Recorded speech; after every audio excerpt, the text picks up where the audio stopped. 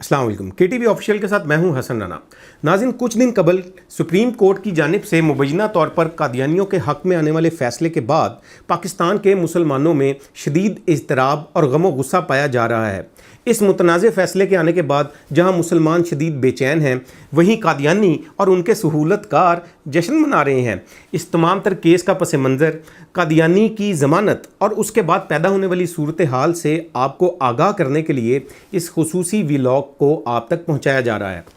किस्सा कुछ यूँ है कि कादियानी पाकिस्तान के आइन में गैर मुस्लिम अक़लियत करार दिए जाने के बाद भी आइन से इन्हिराफ करते हुए अपने आप को गैर मुस्लिम अक़लियत तस्लीम नहीं करते और ना ही 1984 में बनाए गए कवानीन 298B और C को तस्लीम करते हैं। पाकिस्तान में कानूनी तौर पर कादियानी ना तो अपने मज़हब की तबलीग कर सकते हैं और ना ही किसी भी सूरत अपने आप को मुसलमान ज़ाहिर कर सकते हैं। इसके साथ साथ अपनी इबादत गाहों को मस्जिद और अपनी इबादत के तरीके को नमाज नहीं कह सकते।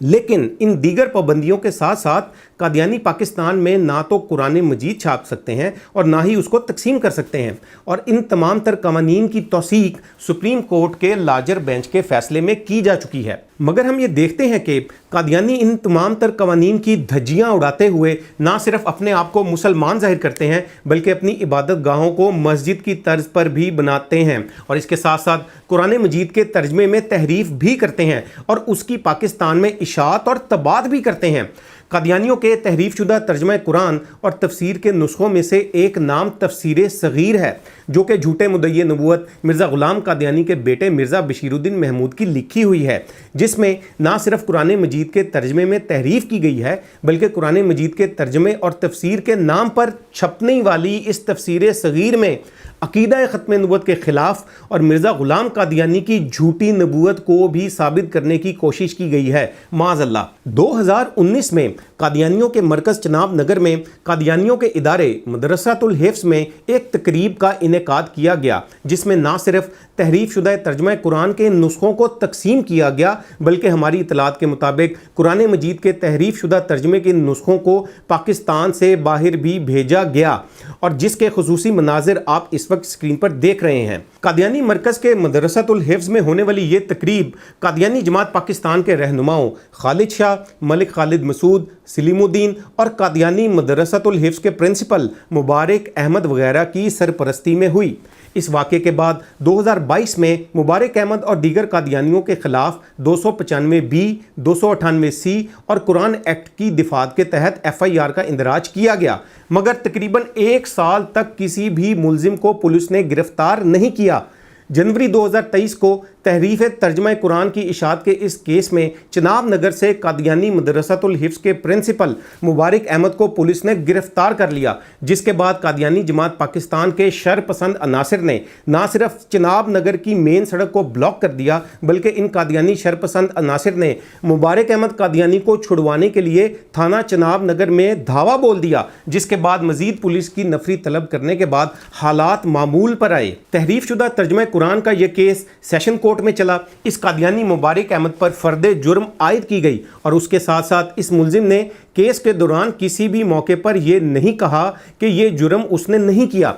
हाई कोर्ट से ज़मानत की दरख्वास्त खारिज होने के बाद इस कादियानी ने सुप्रीम कोर्ट में इस केस की ज़मानत के लिए मुकदमा दायर किया, जिसके बाद हमने ये देखा कि कुछ दिन कबल जस्टिस फ़ाइज़ ईसा ने इस कादियानी मुलजिम को ना सिर्फ ज़मानत पर रहा कर दिया बल्कि इस केस की FIR में से कई अहम दफ़ात 298C, 295B और कुरान एक्ट के सेक्शन 7 और 9 को भी निकालने का हुक्म दे दिया। जिसके बाद हमने ये देखा कि मुसलमानों में नहायत तशवीश और गमो गुस्सा पाया जा रहा है। सुप्रीम कोर्ट ने इस फैसले में कुरान एक्ट की दफ़ात को FIR से निकालने का हुक्म दिया। तो मैं आपको ये बताता चलूँ कि पाकिस्तान के कवानीन के मुताबिक कोई भी शख्स जिसने पाकिस्तान में कुरान मजीद या उसके तर्जमे की इशाअत करनी होती है, उसको सबसे पहले कुरान बोर्ड से कानूनी इजाज़त दरकार होती है। इसके साथ साथ उसको ये बयान हल्फी देना पड़ता है कि वो कादियानी या लाहौरी कादियानी नहीं है। चीफ जस्टिस की खिदमत में गुजारिश है कि जब कादियानी कुरान एक्ट के तहत कुरान मजीद को छाप ही नहीं सकते तो आपने FIR से कुरान एक्ट की दफ़ात को निकालने का हुक्म कैसे दे दिया। कुरान बोर्ड जो कि हुकूमती इदारा है, उसके फैसले के मुताबिक कादियानियों के तहरीफ शुदा तर्जमा कुरान पर मुश्तमिल तफसीर सगीर तौहीन पर मुश्तमिल मवाद है। تو آپ نے FIR سے توہین قرآن کے قوانین 298B کو نکالنے کا حکم کیسے دے دیا؟ پاکستان کے قانون کے مطابق قادیانی اپنے آپ کو مسلمان ظاہر نہیں کر سکتے اور ساتھ ہی کسی بھی اسلامی مواد کو شائع نہیں کر سکتے، تو آپ نے FIR سے 298C کی دفعہ کو نکالنے کا حکم کیسے دے دیا؟ اب آپ نے اپنے فیصلے میں لکھا کہ پاکستان کے آئین کے آرٹیکل 20 کے تحت ہر شخص کو اپنے مذہب کی آزادی ہے، تو چیف جسٹس صاحب جس آئین کی کتاب میں یہ آرٹیکل 20 لکھا ہوا ہے، اس کے آرٹیکل 20 کے شروع میں یہ بھی لکھا ہوا ہے کہ یہ آرٹیکل 20 قانون کے تابع یعنی سبجیکٹ ٹو لا ہے، اور پاکستان کا قانون یہ ہے کہ قادیانی اپنے مذہب کی تبلیغ نہیں کر سکتے۔ جہاں تک مذہبی آزادی اور قادیانیت کا تعلق ہے، تو کیا قادیانی آئین میں درج اپنی حیثیت بطور غیر مسلم اقلیت کو تسلیم کرتے ہیں؟ جی نہیں، وہ تو آئین کی خلاف ورزی کرتے ہوئے دھونس اور زبردستی سے اپنے آپ کو مسلمان ظاہر کرتے ہیں، بلکہ ان کی اپنی کتابوں میں درج ہے کہ قادیانیوں یعنی احمدیوں کے علاوہ تمام مسلمان کافر ہیں۔ یہاں یہ سوال پیدا ہوتا ہے کہ آپ کے فیصلے کے بعد کیا اب پاکستان میں قادیانی تحریف شدہ ترجمہ قرآن پر مشتمل قرآن کو چھاپیں اور تقسیم کریں، اور کروڑوں کی تعداد میں پائے جانے والے مسلمان ان کی اس مذہبی دہشت گردی کا شکار ہو جائیں؟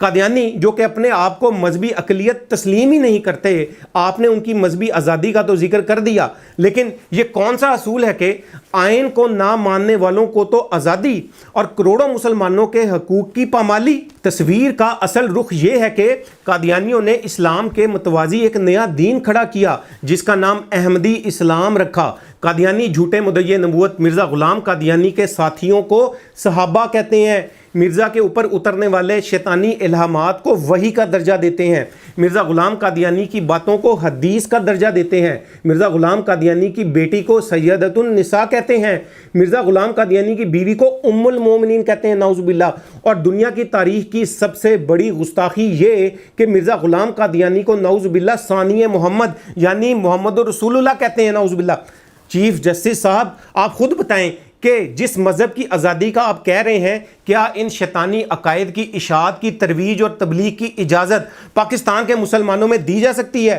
بالکل بھی نہیں۔ یہی وجہ ہے کہ قادیانیوں کے انہی کفری عقائد کی بنا پر نہ صرف پاکستان کی قومی اسمبلی بلکہ مسلمانوں کے عالمی نمائندہ تنظیم OIC اور ورلڈ مسلم لیگ نے بھی قادیانیوں اور ان کے دیگر فرقوں کو غیر مسلم قرار دیا۔ چیف جسٹس صاحب آپ نے اپنے فیصلے میں قرآن کی آیت لا اکراہ فی الدین کا ذکر تو کر دیا،